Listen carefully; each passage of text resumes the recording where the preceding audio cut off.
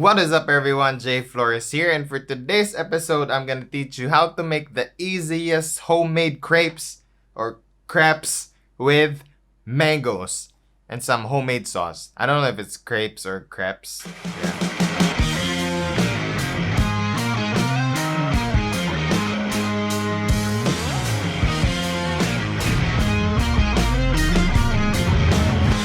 So before we start, if cooking is your thing, I always say this all the time. If you want to learn how to cook, please hit that subscribe button right now and ring that bell might as well. And for today's recipe, this is gonna be simple, easy, straight to the point, probably 3 or 4 ingredients. Pardon with my hand gestures, I don't know. Nasanay na akong may ganyan sa hands ko. We're gonna make some crepes using a couple of ingredients. I don't know. Ano ba talaga yan? Crepes or crepes? The Americans call it crepes, but the French call it crepes. So I don't know. I'm not sure. But us Filipino, let's just call it crepes because I think it's easier. And yun, medyo ganun yung dila ko. Mahirap magsalita ng R, so mahirap crepe. Let's do this game.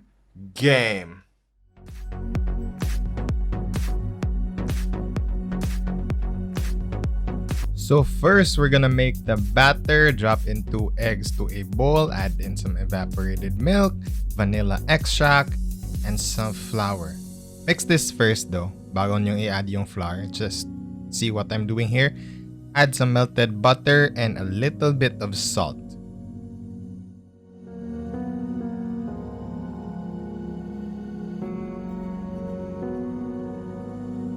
So you could just mix this or haluin nyo lang or whisk it, whatever you want, until you'll get that smooth texture na wala na yung stickiness ng egg whites.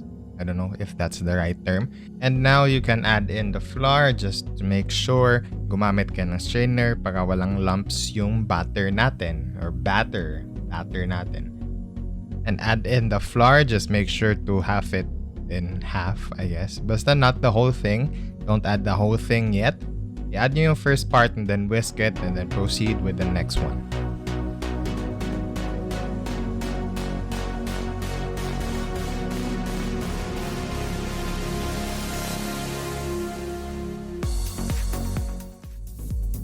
This is the consistency that you're looking for. Similar with the pancake batter pero mas manipis or mas smooth. And for the chocolate sauce naman, add in some chocolates, whatever chocolate you want, to a bowl. Add in some butter, about a teaspoon or a tablespoon, and then microwave for about 30 seconds, and that's all good. That's it. You have your chocolate sauce right there. Ta-da! Chocolate sauce.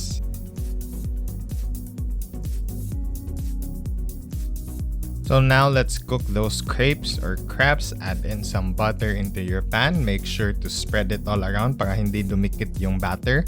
Tapos, we'll just pour it right in the middle and then tilt your pan para ma-circle and ayaw matanggal yung butter. Ano ba yan? Butter. Yun.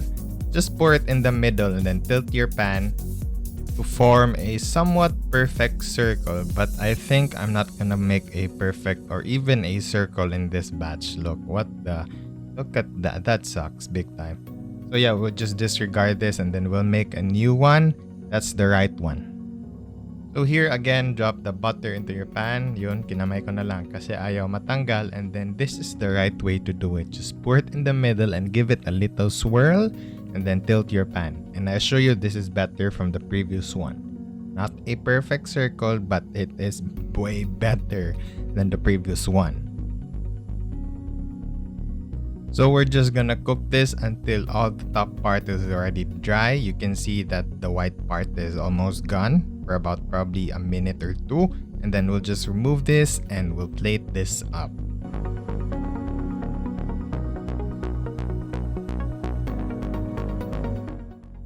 So to plate, layer or spread the homemade sauce onto our crepes or crepes. The recipe for this will be linked up above. And then we're just gonna layer some mangoes on the middle. No, not on the middle, I guess. On the lower corner of the crepes. And then we're just gonna fold this, add some more sauce on top of the mangoes. Yeah, I almost forgot.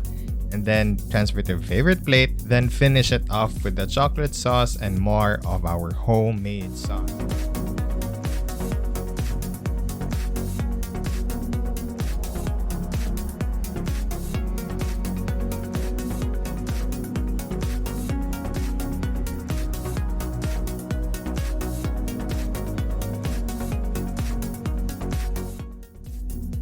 There you go. Simple homemade crepes with mangoes. Done. And sorry about the camera, guys. It is out of focus. I just noticed that na nag-e-edit na ako. So yeah, sorry. So that is it for today's episode, everyone. I hope you had fun. I hope you're gonna try it at home, and I hope you will try it at home, please. That was the easiest crepes or homemade crepes recipe based on my opinion. Yeah, that was really easy. And I hope may natutunan kayo today from the crepes, from the homemade sauce, from the chocolate na yun ang sarap. Never forget to follow me on Instagram, like my Facebook page, comment down your request kung anong gusto nyong lulutuin ko the next time around. That is it for today. God bless. Stay safe. Peace.